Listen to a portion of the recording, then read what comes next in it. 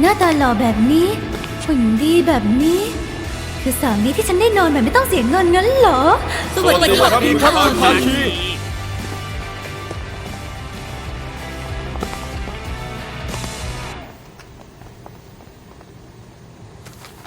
คุณนายครับตอนที่คุณทะเลาะกับคุณภาคีคุณบอกว่าจะหย่าคุณภาคีตกลงครับอะไรนะ